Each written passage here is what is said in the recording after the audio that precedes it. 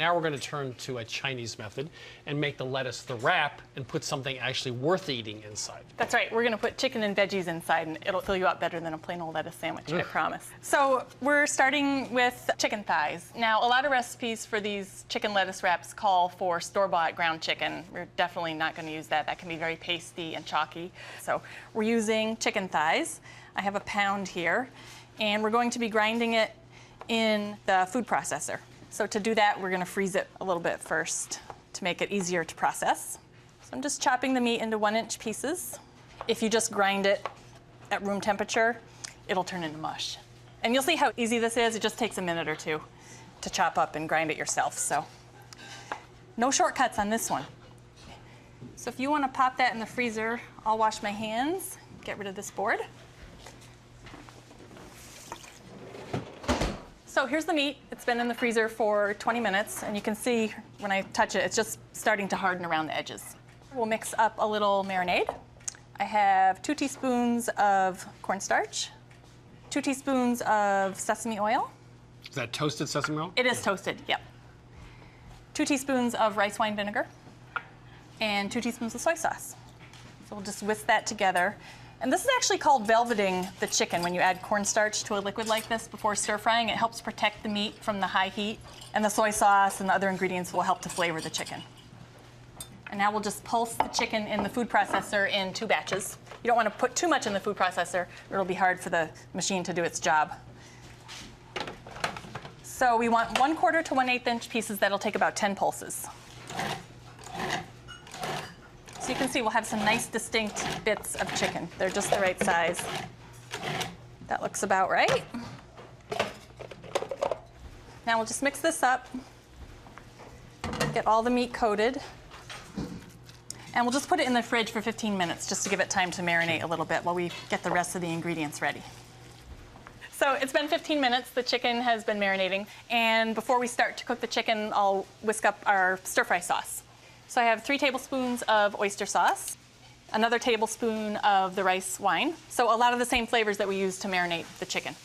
2 teaspoons of toasted sesame oil, 2 teaspoons of soy sauce, ½ teaspoon of sugar, and 1/4 teaspoon of pepper flakes.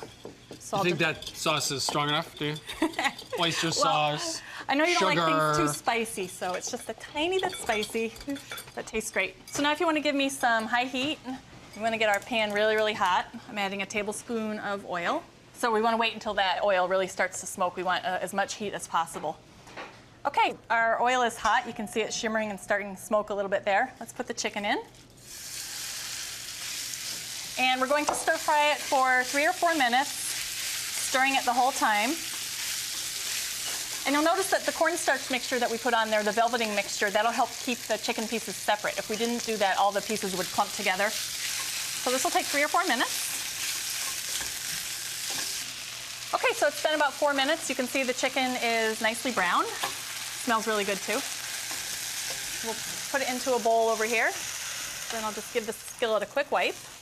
Add 1 more tablespoon of oil, and we'll let that heat up again. So the oil is hot. We'll add some veggies, and this is typically the way we do our stir fries. We do the protein first, and then the veggies second after we take the protein out. So I have 6 ounces of shiitake mushrooms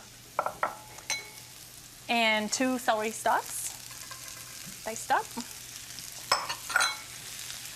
So we'll stir fry the mushrooms and the celery for another 3 or 4 minutes until they start to brown a little bit and the mushrooms cook down. The mushrooms will reduce in size by about half. So it's been about 3 minutes. You can see the mushrooms have cooked way down and the celery is just about tender. So we'll add just a couple more ingredients. I have 2 garlic cloves, 2 scallions, just the white part, and ½ cup of water chestnuts. Those will add a nice crunch. So we'll just let that go for another minute or so, just until we start to smell that garlic. Okay, so we'll just put it all together. There goes our chicken. And our sauce, I just want to whisk it together again, make sure it's all mixed up.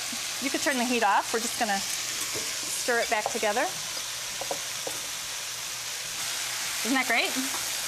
It's looking a lot better than a lettuce sandwich, I'll tell you that much. Yeah, that's for sure. Smells good. Yeah. It smells really good. Smells fantastic. All right, let's eat.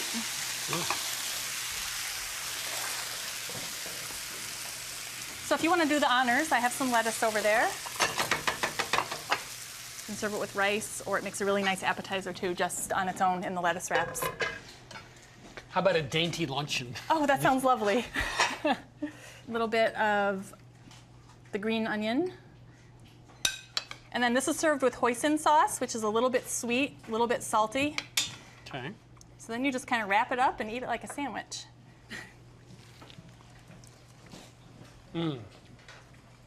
I don't think ladies in 1912 would have been ready for this, though. I don't think This is so. full flavor. Right? This is serious.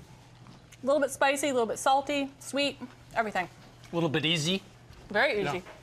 So great Chinese chicken wraps start with great chicken. So we didn't buy that ground stuff at the supermarket. You bought whole thighs, cut them into pieces, froze them briefly into a food processor, just a few pulses so it doesn't get too mixed up. And then a cornstarch mixture which velvets the chicken. That is, it protects it from the heat, but also keeps it nice and separate. From then on, it's a standard stir fry. The chicken goes in, comes out, the veggies go in, then you add a little bit of garlic, a little bit of water chestnuts, and finally you put the sauce in and the chicken back, and you're good to go in, what, 10 minutes total? Yeah. So there you have it, from America's Test Kitchen to your kitchen, a great recipe for Chinese chicken wraps. Time for number 2. I think there'll be number 4. Yeah.